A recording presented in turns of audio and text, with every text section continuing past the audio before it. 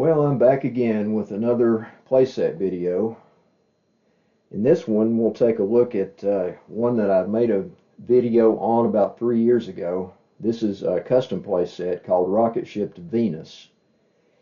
And I put this one together using different things, especially some rocket ships and Earth-based pieces that were made by a guy named Clyde Childress, and I'll be showing those. You see those on the screen in front of you there. I'll be showing those in detail too, but that's one, that's the Earth part of the playset. And the theme of this is the Pulp Era science fiction movies and stories, like Flash Gordon, Buck Rogers, all that, with the rocket ships. And now we all know that Venus is too hot to support life the way we know it, but this is the fantasy version of Venus, the science fiction version of Venus, where you got dinosaurs and monsters running around, and the air is poisonous to a degree, and all kind of weird things that'll kill you. It's like a really hot planet, but not as hot as it is in real life. So we see the box there. I'm not going to pick up the box and move it around because it is only I only did the artwork on the top of the box, which way you're looking at it there, standing up, it's the front. And I drew what little's done there. There's the title for it. Now, I got this right here, this illustration off the internet. That looked, pretty close to a generic type of illustration for the genre, the feel of the thing that I was going for. Like the 50s sci-fi that, would go back to like 30s and 40s with pulp, stories, science fiction stories and all that. And here's some things that are in the playset: Earth base, which is here, that's those pieces. Rocket ships right there. Dinosaurs, you'll see that later when I set it all up. Monsters, humans, aliens, Venus, terrain, jungle, and swamp. And that's a big thing about Venus. In science fiction from back then, it was supposed to be a hot jungle planet full of monsters and dinosaurs and swamps. So that's what we're going to have here. Now this is, I just made up Chaos Toys. That's like a fictitious toy company that I use sometimes in some of this custom junk that I put together.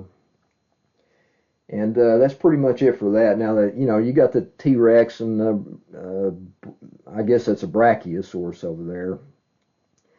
And the T-Rex is looking up at a rocket ship going across the sky on Venus. And the idea for that is when these guys first show up, of course, they fly in on rocket ships. It's not like real science, okay? It's just for fun. And we'll take a look at these pieces here. Here's the sign, Muroc Testing Area, United States Air Force property. All these pieces are made of wood. Now, of course, this would be like a prototype if this were a real playset. And the pieces, would be plastic when the set came out. And here are the rocket ships. I think Clyde Childress did a really good job on these. They captured the feel, the ambiance of, that old sci-fi look, like Flash Gordon, Buck Rogers and all. And this actually used to light up. It's the batteries run down and burn out or whatever, so those little things don't last that long, but it's fine. I mean, it's all it did was that part light up, which looked okay in the dark, but didn't really do much for it in the light. I think he did a good job on that. And here's the other rocket ship, Venus Expedition, U.S. Air Force. you know, he did really great with, you know, like the details and these little gems that he used to stand for, you know, the cockpits and the windows and such. That's a little launch platform right there. Of course, how they'll take off from Venus is, you know, they'll have to wing that. Might have something underneath the ships to like have the to elevate the front so they can take off at an angle or whatever. You don't worry about that stuff too much. It's not science, folks. This is a launch-controlled blockhouse, and here's the headquarters building. You know, I think he did a pretty good job with those windows and such. Venus Expedition VE1 headquarters. And this is the atomic fuel depot. I guess it's where they power up the atomic engines for the ships. And there's a lot of gadgetry and stuff here that Clyde put together. You know, nobody knows what it all is. It's just, it looks cool. Okay, so that pretty much covers all of that. And here he even sent me a certificate of authenticity. I mean, this was I bought this from him in an eBay listing, and he just made this as a bonus. It shows all the pieces there. And this was at the end of 2014. Clyde Childress made this. He also made the parts to a Voyage to the Bottom of the Sea custom playset that I did a video on. You can check that out on my channel page. But did some cool work there. And this is a background for the set, like tells the story of the set. And I'll just scroll that down a little bit there. If you want to pause the video, you can actually read some of that. Chaos Toys. Okay, I'll probably try to read that or some of it at least later when I get it set up.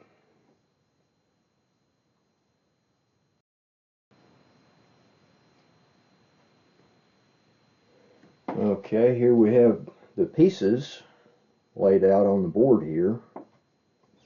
First of all, here is the swamp. It's just on the like poster board that, you know, I drew this back when I put this set together. And there's no playmat or anything. This is the only thing that you put down, like a partial playmat. Just stands for the swamp. And we'll take a look at these other pieces. Back there in the back, that blue mountain with the two rock arches, that's the NPC mountain. You see those a lot, you know, it's in the older play sets. They're different colors. The ones in the King Kong play set, the King Kong Jungle set, were brown, and I think most of them for the prehistoric play sets were like a metallic blue, but then there was that light blue also. I'm not sure what the difference, I mean, I think those came from exclusive sets from a different store, like maybe like maybe JCPenney or something. But anyway, I thought it looked pretty cool. It's marbled white, so it looks kind of weird. Something you might see on another planet, I guess. That cave right there is actually kind of hard to find. That is from the Mark's Troll Village. And I thought it made a cool terrain piece for, you know, surface of another planet. Also, it gives these dudes right here a place to lair. You know, these Mark's cavemen, which are really stand for something else in this set. But then there are those three rock piles right there. And you got the trees. I didn't put all of them down, but those double palms there are 20 of those. I needed a huge amount of greenery, you know, foliage for this set because Venus is supposed to be a jungle planet. I needed the freaking jungle, so I couldn't use like Mark's trees, so I had an old Animal Planet set that I cannibalized for parts and got all the trees out of it, so there are 20 of those double palms. There's a lot of trees. Okay, now those trees there are Mark's, and I use them to stand for the carnivorous trees. You know, the man-eating trees. It's all kind of weird stuff on Venus as far as the fantastic version of Venus, which is what we're doing here. And then you got the giant insects. Of course, those were big in 1950s, the monster movies with the science fiction element. Like in Tarantula and Black Scorpion, and then there's some smaller ones, and those are all supposed to be poisonous. And these here are just solid plastic, kind of heavy.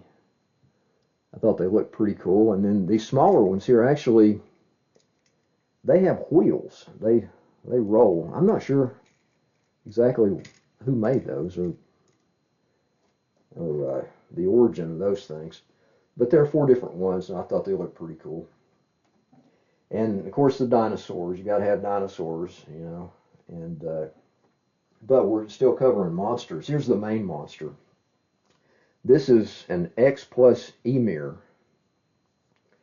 from a movie called 20 Million Miles to Earth. And this thing actually is supposed to come from Venus. Of course, when he hit Earth's atmosphere, it upset his metabolism and made him grow at a fantastic rate. But anyway, this one is just freaking huge. And it's supposed to be the apex predator, you know, on Venus. And kind of like the star monster. And, you know, I call him the Chaos Beast for this set. And then we got 3 of them from by the Laramie Company. Actually, that's part of Hasbro. Apatosaurus. Got to have the big sauropods, you know. And Iguanodon. Laramie Iguanodon, and their little runny Styracosaurus. Just some extra ones I had threw in here. I wanted to use bigger dinosaurs for this set. I love the Mark's dinosaurs, but they just weren't big enough for this. I wanted a little change of pace from the usual stuff I try to put together. And now these others are well, no, actually, hold on. This is UKRD. This Pachycephalosaurus is made by UKRD, which is really a Chinosaur, I think. And this Plateosaurus looks cool. That's Safari, just an extra one I had without a tag, so I threw him in here. Same with this Allosaurus, Safari. Okay, now the rest of these dinos are Chinosaurs. I mean, I don't know. I got them out of that Animal Planet set, so they might be Chap May, it might be J-Roo. There are so many companies, and I don't know who made what. I don't think anybody does at this point. So people just call them Chinosaurs. Anything that says made in China that you don't know who made it, it's a Chinosaur. And here's a Brachiosaurus. Now, these actually look pretty cool for Chinosaurs. I picked out the best ones out of that set, that Animal Planet set. That thing came out in 2000, if anybody's wondering. This is an Apatosaurus, I believe. And here's our buddy, the T-Rex. He, on the box top, that I drew, he was looking up. He's the one that was looking up at the rocket ship going by. And Stegosaurus, pretty cool Stegosaurus, not dragging a tail or anything, just. And a really big velociraptor, huge for a velociraptor. Same thing for this Dimetrodon, huge for a Dimetrodon. But you know, they look pretty good, so I wanted them big, and they don't have to conform to, you know, the paleontological size or anything of dinosaurs, because they're Venusian dinosaurs. They can be anything you want. It's like fantasy stuff. Here's an Ankylosaurus, Chinosaur. Here's a Pteranodon, more rubbery than the others. You can move his wings around there. And this Styracosaurus looks pretty good. I like the paint jobs on these, even though I'm not a big fan of Chinosaurs in general. Triceratops. Okay, now we come to these guys here. Now, I've got all 6 Marx cavemen, all 6 poses, and in red. They stand for energy ogres. They're bigger, you know, they're like, I don't know, 12 feet tall or whatever. They're like giants. I just call them energy ogres, and we'll read about them later. I'll try to read that stuff off. And there's the guy with the rock over his head. Now, the Marx Marx cavemen in these wild colors, they had blues and greens and different ones, but they actually came from Marxum, Mexico, I think, in the 90s. They were sold in bags, like in dollar stores and different things. Maybe into the early 2000s, I don't know. I ended up with a bunch of those somehow. And there are all 6 of the Marx cavemen in the red to stand for energy ogres. Now we come to the people. These are the astronauts. And I'm not going to name off who's who according to the information sheet. Whoever wants to assign a character name to certain of these can do so. I mean, you know, if it were a real thing, they just... The kid that bought it or collector or whatever would just name off whoever they wanted to. They're all in spacesuits, so you can't tell who's who as far as their gender goes. And here is the android, Andy Handy. Yeah, the names are corny.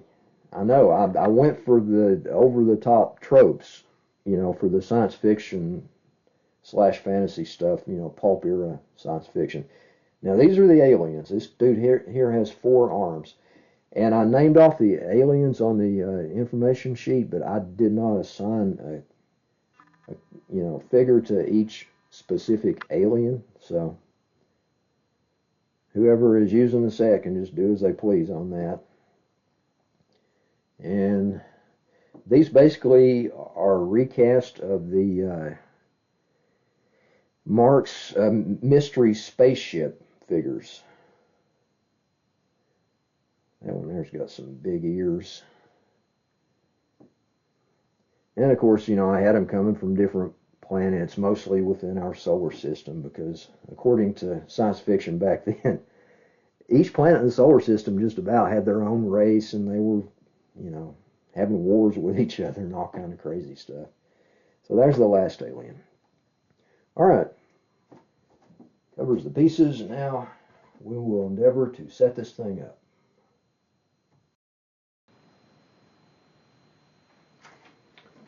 Okay, got it set up here. It's kind of crowded on this table because there's a lot of pieces, and these dinosaurs are really big. Some of the monsters are big, so, you know, it could be set up a lot better on a bigger surface, but I use this card table for these videos, so going with it. And oh yeah, I got something wrong. I wish I had as many of those double palm trees as I said. I said 20, but it's actually 12. I, yeah, I can only salvage like 12 of those things out of that Animal Planet set, so I grabbed them all. They don't look half bad. I mean, you know, I just needed a lot of greenery for Venus. And while you look at the setup in general, I'm going to read off this this background that I wrote up for this playset. The Rocketship to Venus playset, Pulp Era Sci-Fi. Earth base, Muroc testing area is the secret launch base for Venus Expedition VE-1. The expedition is an 11-person crew consisting of 5 United States Air Force personnel, which is 4 humans and 1 android, and 6 aliens working under orders from the Air Force. The aliens were scouts from various planets sent to spy on the Earth. They were captured over the last few years and mentally reconditioned by the Air Force to use their greater-than-human abilities of telepathy and telekinesis, heightened strength and toughness, and enhanced senses to aid the Venus expedition in exploring and mapping Venus. Small explosives were surgically implanted in the aliens' heads to ensure loyalty. And some of the humans have the buttons that blow those heads up, so the aliens are more than happy to be part of the Air Force. Okay, Venus expedition personnel. Commander is Colonel Trip Travers. I warned you about these names. Doctor is Major Lucy Buff. Pilot Captain Hunt Ripper. Pilot Captain Crash Connors. Mechanic Tech Sergeant Andy Handy. He's the android.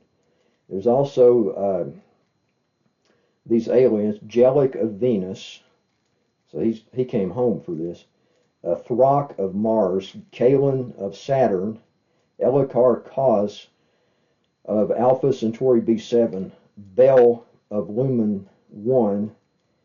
And A4 Rays L of Sirius B9. Okay, the expedition will travel to Venus on 2 rocket ships, the VE-1 and VE-2.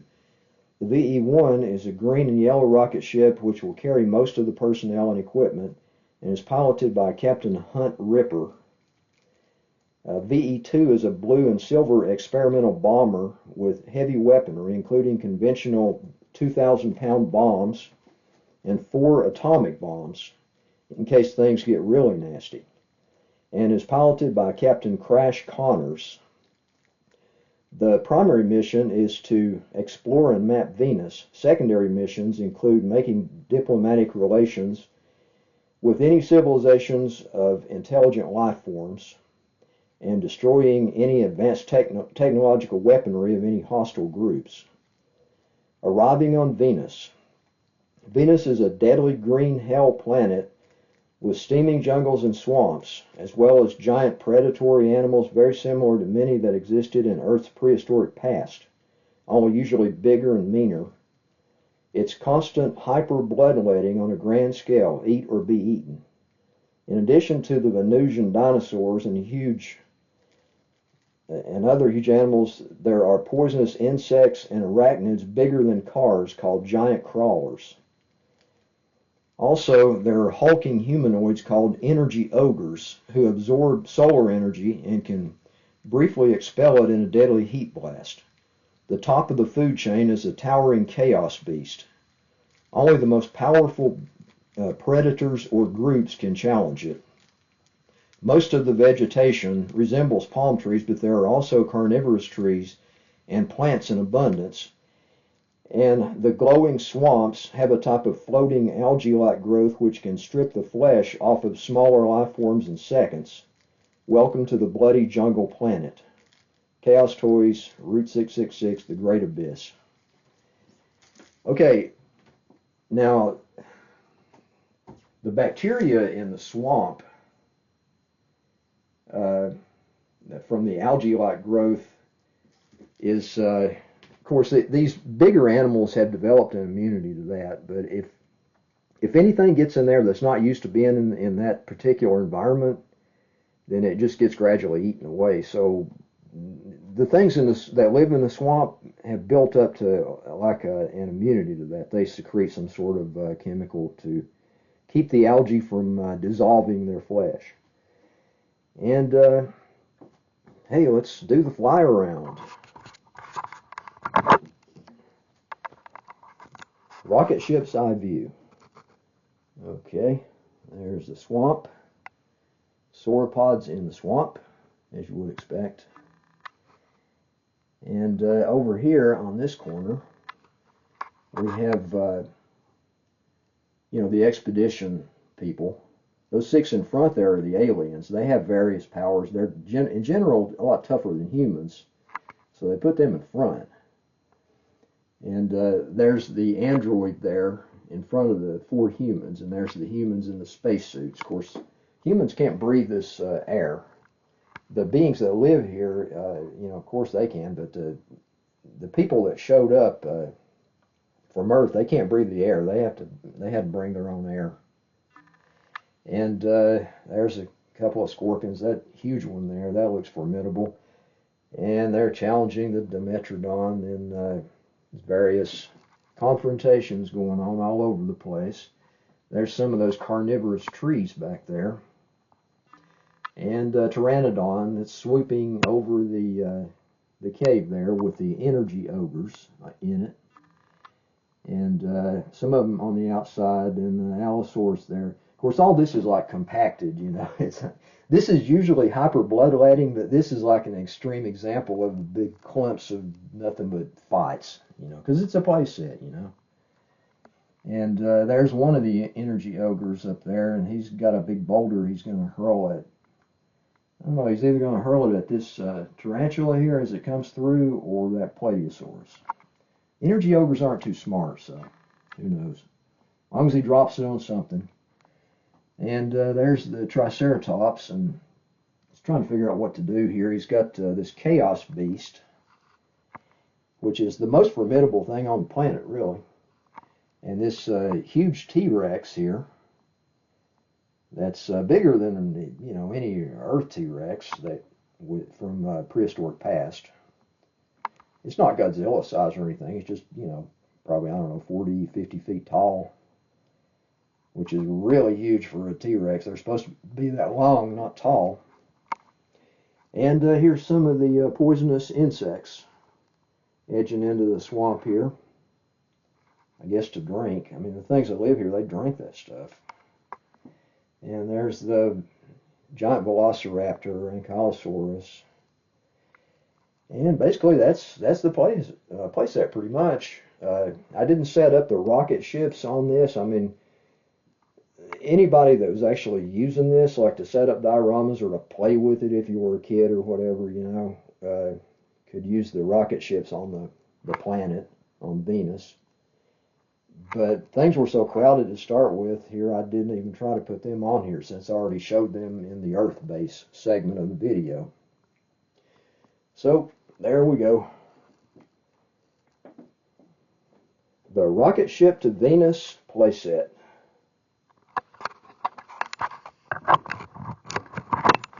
Hope some of you got a kick out of that. I enjoyed putting it together and fooling with this sort of thing in general, so I will be back.